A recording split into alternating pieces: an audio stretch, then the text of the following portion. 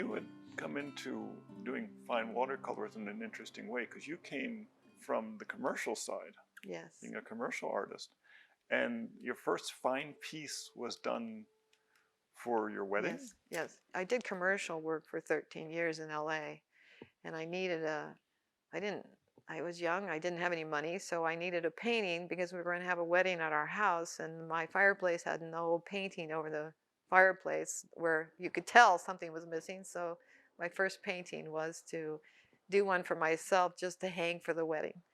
And when I did the painting, so many people said, "Oh my gosh, you should do this." I was very proud of it, but it was so a wake-up call, like, you should be doing this. So that drove me to, well, maybe there's something to it.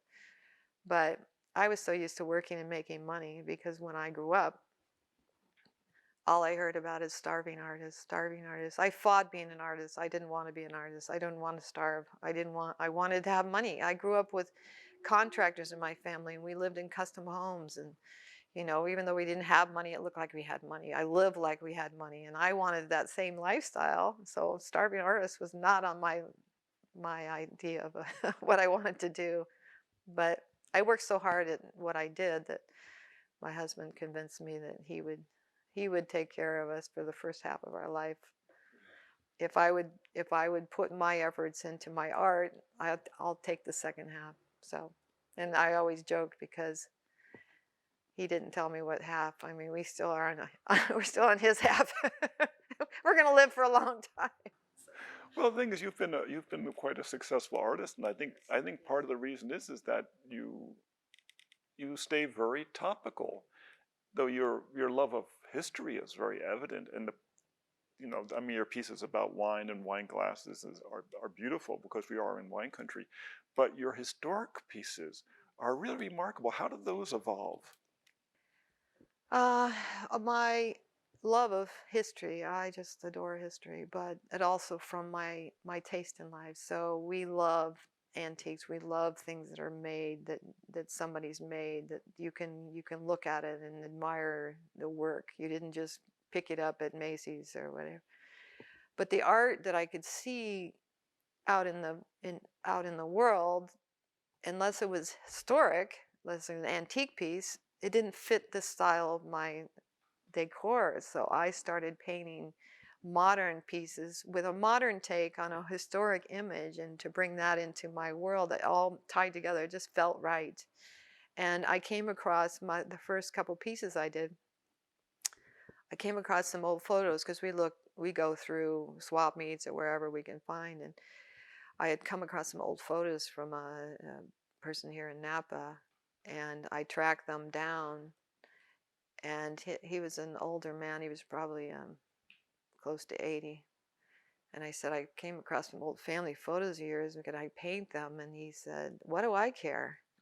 And I said, well, I was thinking your permission. And he had no interest in me. He had no interest in talking to me. And he said, I don't care what you do with them. Paint them all day long. But I wanted to know a little of the history, but he had no interest. But they're some of my favorite pieces, because they're, it's not just a photo. It tells a story. I try to tell a story in everything I do. Every piece that I've painted, you could ask me, so where does this stem from? Now, some of them are the challenge of the technique. I challenged myself in this aspect, and it turned out I had to do the rest of the painting.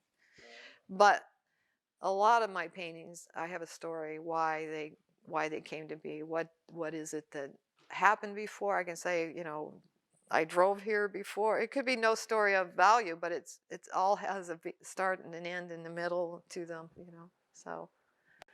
Well, your painting and your art generally has a great storytelling quality. Thank you. When it comes to it.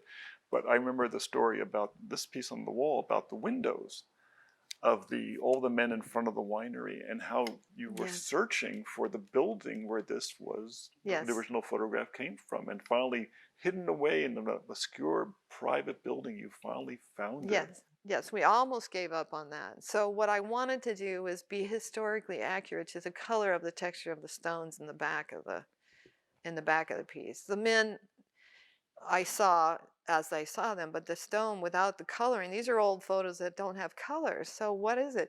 Is it Rutherford red? You know, is it St. Helena gray? I mean, there's a big variance here in the valley of those stone colors. So the photo was said to be Freemark Abbey. So I said, let's drive up and look at the stone color so I can get this right. We drove up, and when we drove to Freemark Abbey, we realized this isn't the building, because in the painting I did, there's a keystone that holds the arch of the windows up. Now that keystone is not something that gets remodeled or replaced, and that wasn't, and they were trying to say, yes, that's our building, but they must have replaced the windows. I said, well, these are stone windows and you have stone windows. They're not going to replace stone windows with stone. So we went down to the Historic Society. We drove around for a while looking at buildings, trying to find a match. And it just so happens that there was a book at the Historic Society that had a slight, one of the windows, just in an old photo in a book, you could just see the keystone in one of the windows in the background of this building. And they said the building was on Dowdell Lane.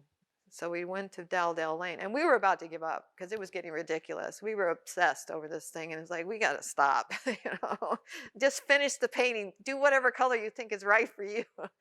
So we went up Dowdell Lane, and Barry actually trespassed and went through the greenery to see if he could see it. And sure enough, when he got through the yard, he could see it, and he knew it was it. So he contacted the owner and said, we found this old photo, and it's been mislabeled to Freemark Abbey, but we think it. And the owner said, oh yeah, that's exactly what it looked like when I bought it. And I tore out part of the wooden structure that was in the original photo. But so they've since designed the winery based on the photo. Yes. So because the photo found its way home, then they use that as their inspiration for their winery that they just built in the last couple of years. Well, it just shows that you are not the only person in the area interested in history. Yes. So now it's Crocker and Star Winery on Dowdell Lane. Wonderful. Yeah, it's a beautiful building. Many of these historic pieces you've done are just great because you really get a sense of what people were like at the time in color. You know, so many times at the 1881 museum in Oakville, they have a lot of photos from that period, but they're all done in black and white. And I often try to envision what would it be like in color, because people wore colorful clothes. Yeah. Well, it is hard. It's hard when you see a black and white that you get the feel from it. You don't. That was what really started to drive my inspiration on doing these old photos. Is if I brought color, do you have the same sense? And you don't. You all of a sudden you see. You don't see them as much. You just don't see it until you bring it to color. So that's a funny story, because when I was doing the one piece of the people doing the pruning that's up in Spring Mountain, and the one below it, that's the same family. I think that's a christening outing. I didn't see there was a Chinese man in the photo at all until I started painting it. And then he came to life because, oh my gosh, look at him. He's back there and he's serving, and you just didn't notice until. So I gave him a lot of color in there. I used the purple because I just felt like, bring him some. Let him stand out. Yeah, let him stand out. Yeah, they cleared a lot of the vineyards here. Yeah. They were very hard workers. Dug most of the caves. Yeah. So. But cultural clash. So. Yeah. I know you went through challenges because you had gotten the building approved for certain things, for like bicycles, and then for a gallery. Yeah. But now there's the restrictions. You'd have to go through a whole nother process for. You have to go through that use permit process. Exactly. Yeah.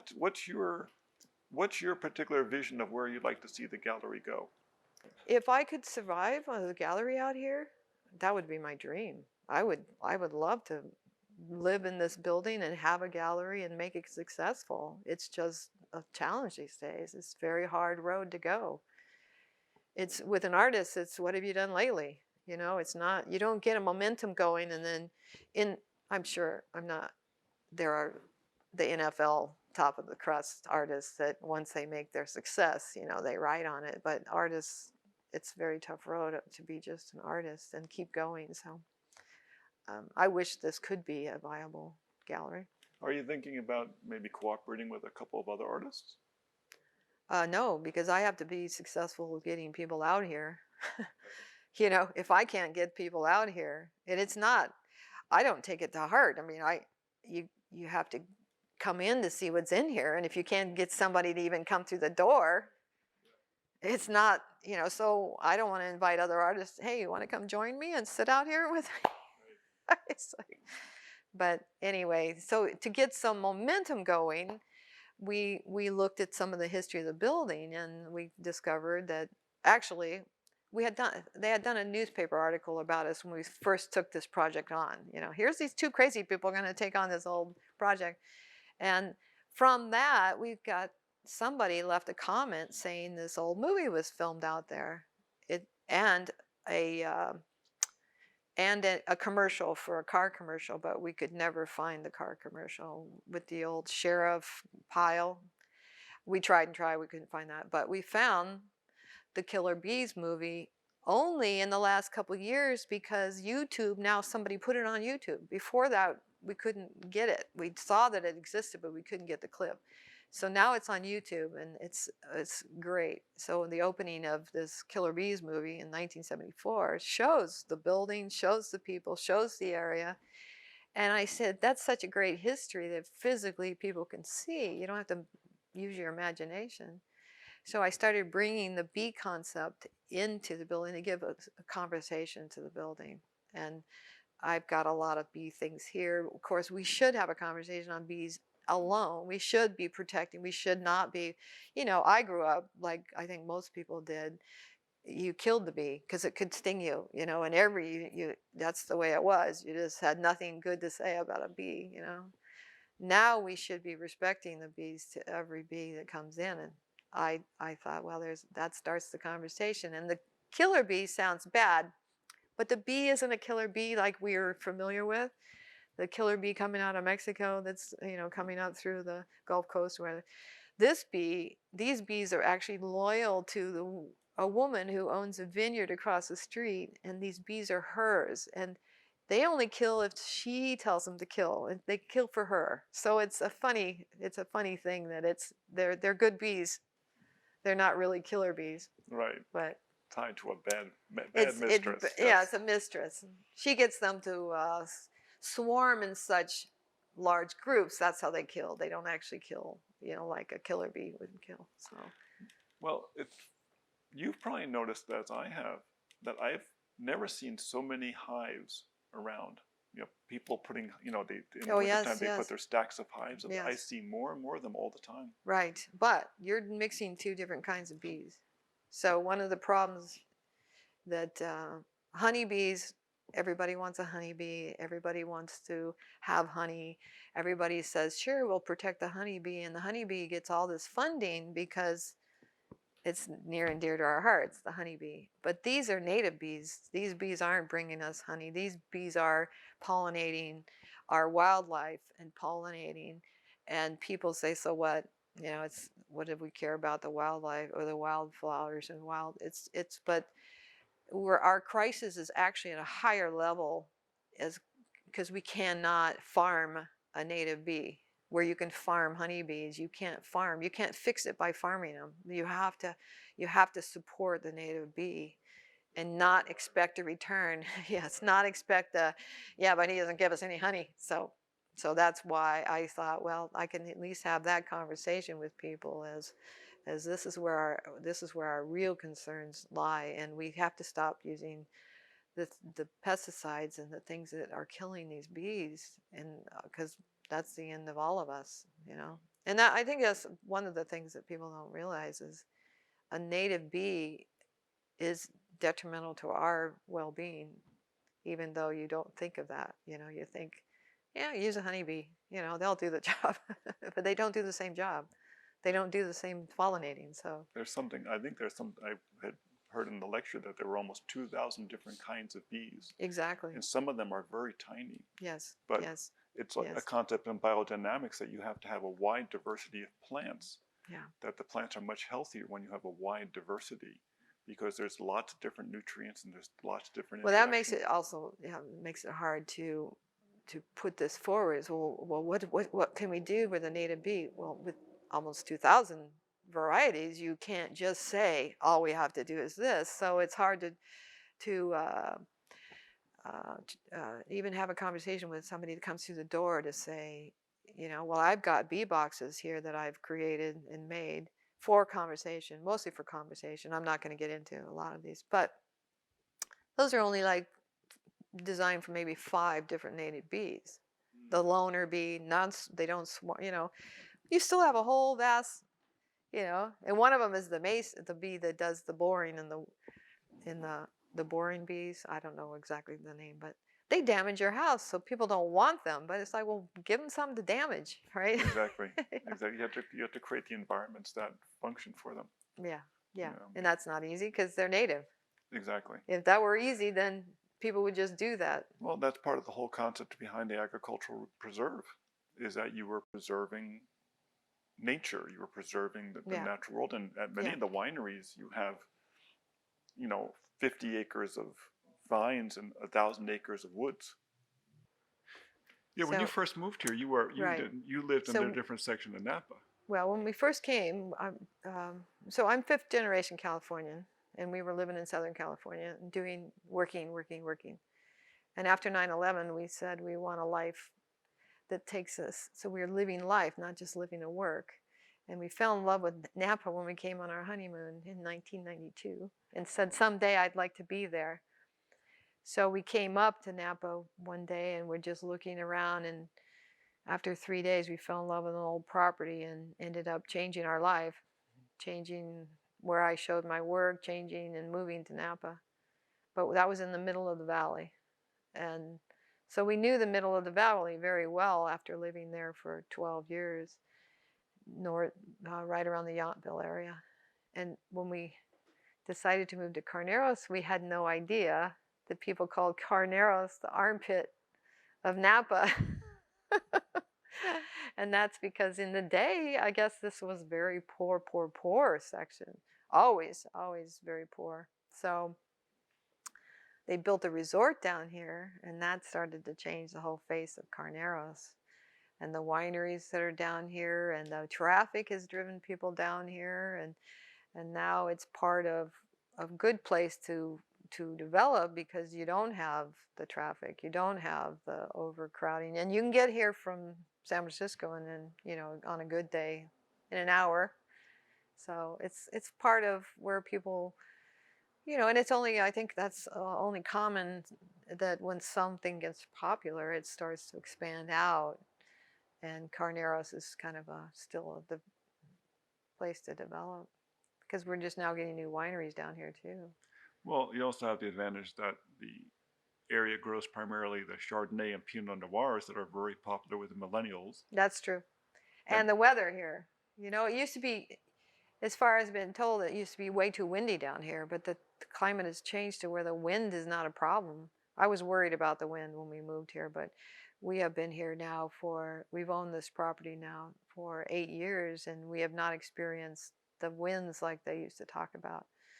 So the weather here, when it's in the 90s up valley, it's pleasant down here. It's pleasant a lot of the time down here. It's a lot less. You know, Calistoga gets like over 100, and Carneros is a place to be when Calistoga's over 100. Yep, Valley, Yeah. there's wineries that are starting to look into growing hotter weather plants. Yeah, yeah. Well, 'Cause they it's getting say too some of hot. the scientists say we'll be out. Some scientists say Napa won't exist after 2050 because of water and the climate change.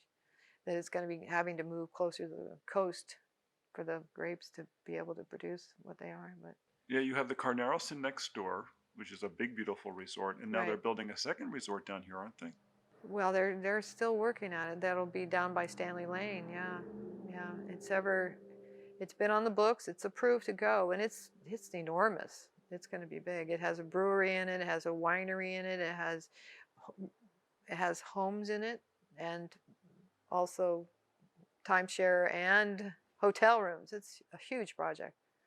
It's just they cleared the trees, they started but they haven't quite got the building in yet. But I hear it's still on the table to go. So Still moving along. Yeah, which would be great for this building.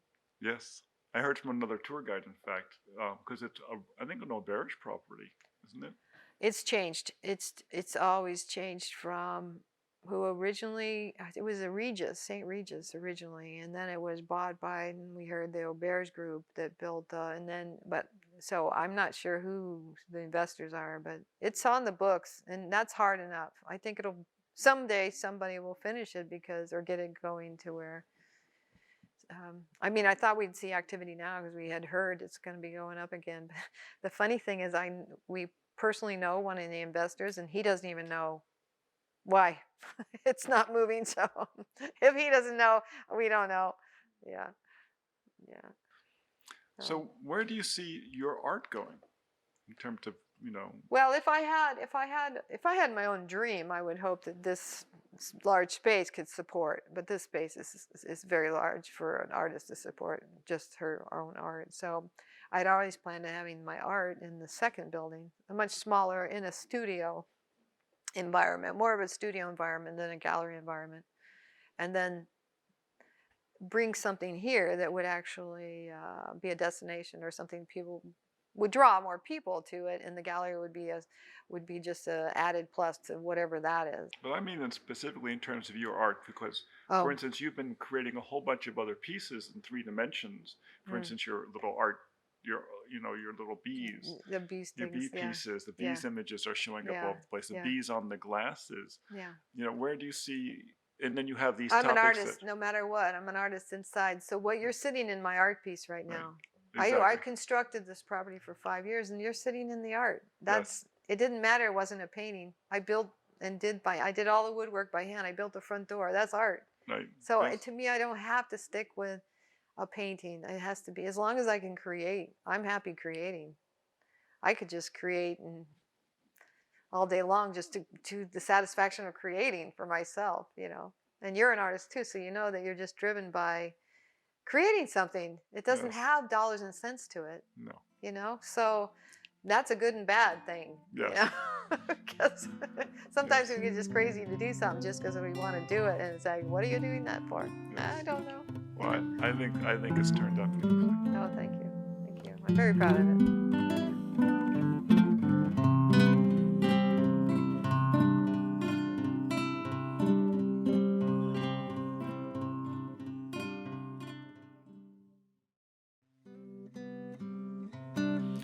I was at the Cade Winery in Napa. It's high on Howell Mountain. It's built using sustainable methods, and it's a very elegant place. The patio is for relaxing. The tastings are done inside. But the main reason we bring clients here is for the spectacular valley views.